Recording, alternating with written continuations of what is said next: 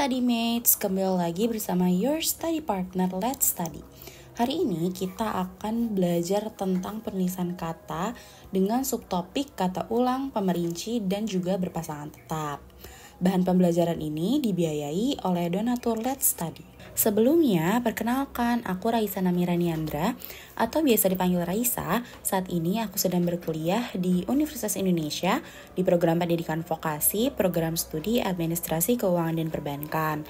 Nah, FYI, aku ini masuk UI kemarin itu lewat jalur SNBT. Maka dari itu aku pengen banget bantu study mates dengan sharing materi yang insya Allah akan aku jelasin semudah mungkin agar study mates juga nantinya mudah pahamin materinya. Oh iya, di sini ada beberapa achievement dan experience aku nih study mates. Oke study mates, kita langsung aja masuk ke materi pembahasan. Nah, kita pertama akan bahas kata ulang dulu ya. Jadi, kata ulang adalah salah satu proses pembentukan kata atau morfologi melalui pengulangan kata dasar, baik secara pengubahan, sebagian maupun keseluruhan. Nah, kata ulang ini memiliki beberapa jenis nih study mates. Kita akan bahas satu-satu ya. Jadi yang pertama, kata ulang yang mengalami perubahan bentuk. Nah, kata ulang yang mengalami perubahan bentuk itu ada terbagi menjadi dua. Yang pertama ada dwilingga. Nah, dwilingga adalah jenis dari kata ulang yang berbentuk utuh tanpa ada variasi fonem ataupun imbuhan apapun. Jadi dwilingga ini nih kata ulangnya berbentuk utuh, kata dasarnya tuh diulang utuh tanpa ada imbuhan ataupun fonem. Contohnya ada teman menjadi teman-teman, lalu di sini juga ada anak menjadi anak-anak. Jadi nih diulangnya secara utuh tanpa ada imbuhan ataupun fonem. Lalu yang kedua ada dwipurwa. Dwipurwa adalah jenis dari kata ulang yang mengulang kata dasar secara sebagian.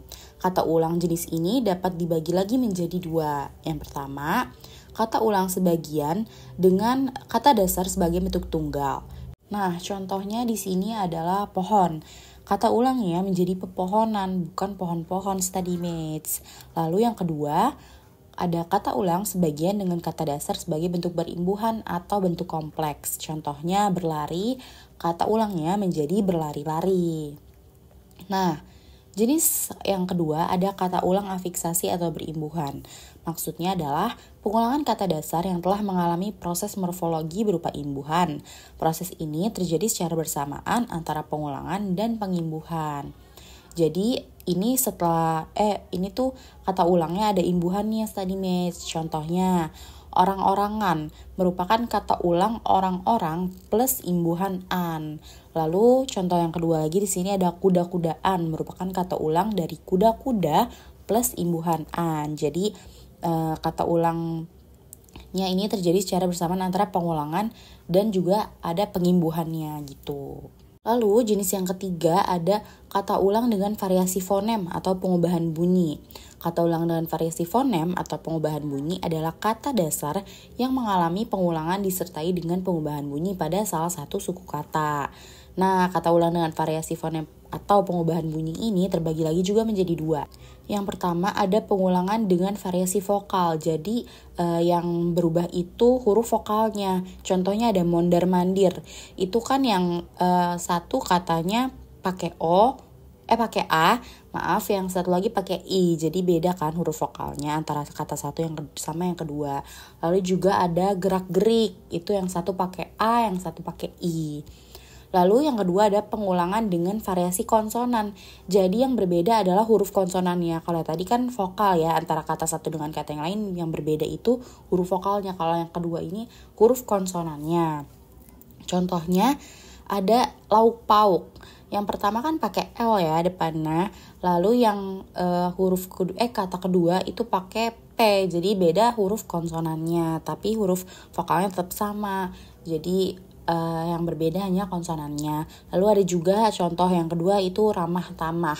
Beda kan? Yang pertama pakai R, yang kedua pakai T. Study mates. Nah, jenis yang keempat adalah kata ulang semu. Maksudnya adalah bentuk kata ulang yang tidak mempunyai bentuk kata dasar atau dapat dikatakan gak jelas nih bentuk kata dasarnya apa, atau pada umumnya kita sebut juga sebagai kata ulang semu. Jadi kata ulang semu nih berbeda dengan kata ulang yang lain. Kalau misalnya kayak tadi kan pepohonan kan kita tahu ya, ininya kata dasarnya tuh pohon. Kalau ini contohnya kita bisa lihat gara-gara, itu kita nggak tahu kan kata dasarnya tuh apa. Gara tuh apa ya, bukan kata dasar kan. Terus juga yang kedua ada kupu-kupu, kata dasarnya tuh bukan kupu kan, jadi dia tuh memang kata ulangnya nggak punya bentuk kata dasar atau nggak jelas, jadi dia disebut kata ulang semu. Oke, study mates, kita masuk ke pembahasan kata pemerinci. Jadi kata pemerinci itu dibagi menjadi dua, yaitu kata pemerinci lengkap dan juga kata pemerinci tidak lengkap atau tak lengkap. Bisa lihat di table ya, study mates. Kata pemerinci lengkap itu ada terdiri atas, mencakup, meliputi, yaitu, terus juga ada yakni. Kalau tak lengkap ada antara lain, seperti contohnya, misalnya ya. Oke, apa sih kata pemerinci lengkap dan tak lengkap tuh maksudnya bedanya tuh apa? Nah, jadi kata pemerinci lengkap itu diikuti oleh semua anggotanya. Maksudnya apa? Contoh nih, kita langsung masuk ke contoh ya. Di sini ada contohnya KTT BRICS diikuti 5 negara, yakni Rusia, India, Tiongkok, Brazil, dan Afrika Selatan. Nah, di sini kan termasuk ke contoh ini termasuk ke dalam kata pemerinci lengkap karena pakai yakni. Yakni itu kan termasuk ke kata pemerinci lengkap. Nah, di sini kan disebutkan bahwa KTT BRICS diikuti oleh 5 negara. Nah, di contoh ini disebutin semua nih 5 negara tersebut. Jadi itu diikuti oleh semua anggota yang dimaksud oleh si kalimat tersebut, kan Rusia, India, Tiongkok, Brazil, dan Afrika Selatan. Jadi semuanya disebutin gitu. Itu kata pemerinci lengkap tuh maksudnya seperti itu ya, study mates, sederhananya. Lalu yang kedua ada kata pemerinci tak lengkap. Jadi kebalikan dari kata pemerinci lengkap. Kata pemerinci tak lengkap itu hanya diikuti oleh sebagian anggotanya. Jadi gak semua anggotanya tuh disebutin. Contohnya kita bisa lihat. Contoh kalimatnya, ada beberapa bahan utama untuk membuat nastar, misalnya kuning telur, tepung terigu, dan nanas. Nah, di kalimat ini dipakainya kata pemerinci misalnya. Misalnya itu adalah kata pemerinci tak lengkap. Dan di sini disebutinnya juga bahan-bahan nastar tuh hanya 3 ya, kuning telur, tepung terigu, dan nanas. Padahal kan bahan-bahan nastar tuh ada lebih dari 3 ya. Maka dari itu dia pakainya kata pemerinci tak lengkap karena dia juga menyebutkan hanya ada beberapa gitu. Nah, study mates, kata pemerinci lengkap itu bisa diikuti frasa dan sebagainya dan lain-lain atau dan seterusnya. Sebaliknya, tapi kata pemerinci tak lengkap itu tuh nggak bisa ya, study mates. Di sini juga ada notes tambahan nih. Frasa dan sebagainya itu atau DSB itu untuk menyatakan perincian lebih lanjut yang bentuknya sejenis. Jadi contohnya, Juan ke toko buku membeli berbagai alat tulis, yaitu pensil, pulpen, spidol, dan sebagainya. Jadi kan dia menyebutkan satu sejenis ya, yaitu alat tulis.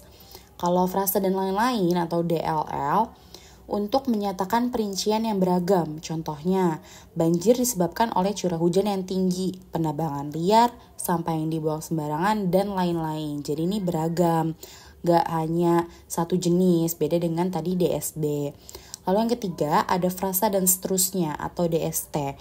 Itu untuk menyatakan perincian yang berjenjang atau berkelanjutan secara berurutan. Contohnya, mereka diminta mempelajari buku bahasa Indonesia dari bab 1, 2, dan seterusnya. Jadi ini ada jenjangnya gitu kalau dan seterusnya. Nah, study mates, kita masuk ke kata berpasangan tetap. Apa sih kata berpasangan tetap?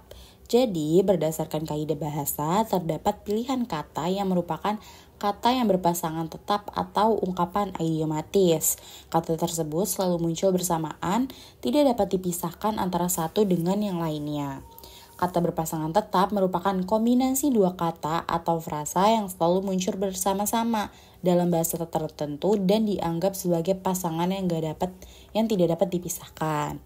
Contohnya, ada curah hujan. Contoh kalimatnya, pada bulan depan BMKG memperkirakan curah hujan akan terus meningkat disertai angin kencang di sebagian besar wilayah di Indonesia. Jadi curah hujan itu kan gak bisa dipisah ya antara curah sama hujan. Coba kalau kita hanya pakai curah, kalimatnya pasti akan menjadi gak jelas ya, kurang jelas. Jadi pada bulan depan BMKG memperkirakan curah akan terus meningkat disertai angin kencang. Kan agak ambigu ya, artinya nih apa maksudnya curah. Jadi tuh gak bisa dipisahkan sih kata-kata curah hujan ini. Jadi dia memang satu kesatuan gitu, berpasangan tetap. Lalu ada juga daur ulang.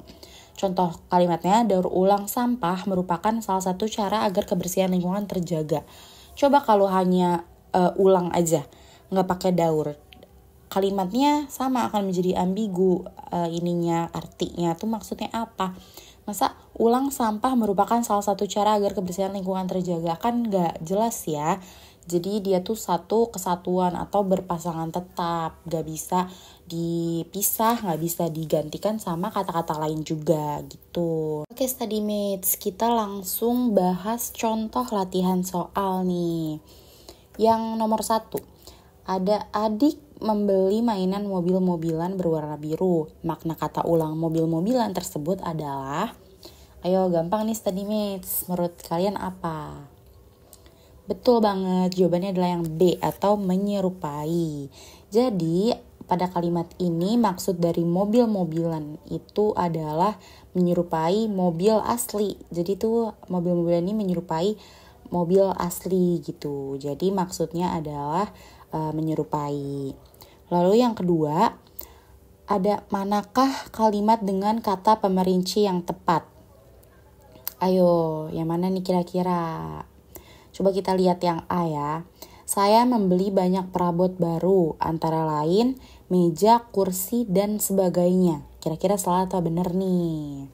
Salah ya study mates, karena antara lain itu adalah kata pemerinci tak lengkap. Jadi nggak boleh diikuti frasa sebagainya. Jadi A bukan jawabannya ya. Coba yang B. Perlombaan itu diikuti oleh 4 kota, yaitu Bandung, Bali, Bogor, dan Malang. Nah, ini tepat nih, karena yaitu adalah kata pemerinci lengkap. Jadi diikuti oleh semua anggota. 4-4-nya disebutkan kan, yaitu Bandung, Bali, Bogor, dan juga Malang. Coba yang C kita cek juga ya, walaupun kita udah nemu nih, kita kan mau belajar ya. Kriteria penilaian praktek ini mencakup antara lain kreativitas, estetika, dan fungsi. Nah, ini nih kurang tepat karena antara lain adalah kata pemerinci tak lengkap. Jadi hanya diikuti oleh beberapa anggota, bukan semua anggota. Di sini itu semua anggota, semua ininya ditulis sama dia nih. Kreativitas, estetika, dan fungsi. Padahal kan antara lain itu bukan kata pemerinci lengkap. Nah, soal ketiga.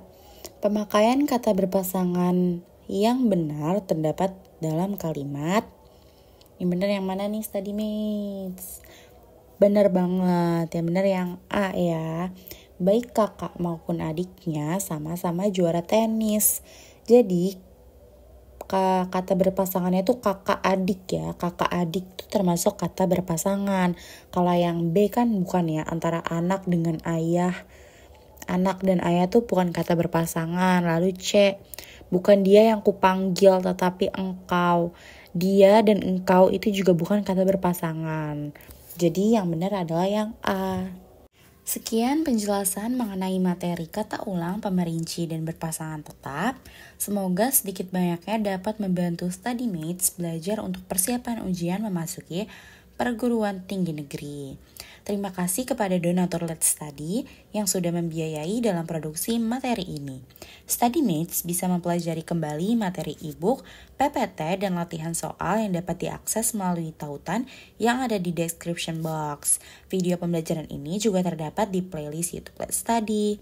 Study mates bisa banget untuk bantu dukung Let's Study dengan donasi dengan nominal berapapun yang nantinya digunakan untuk mengembangkan Let's Study. Study mates juga bisa banget bantu kami dengan cara share platform Let's Study kepada teman-teman ataupun orang di sekitar kalian. Dan jangan lupa untuk follow social media Let's Study ya.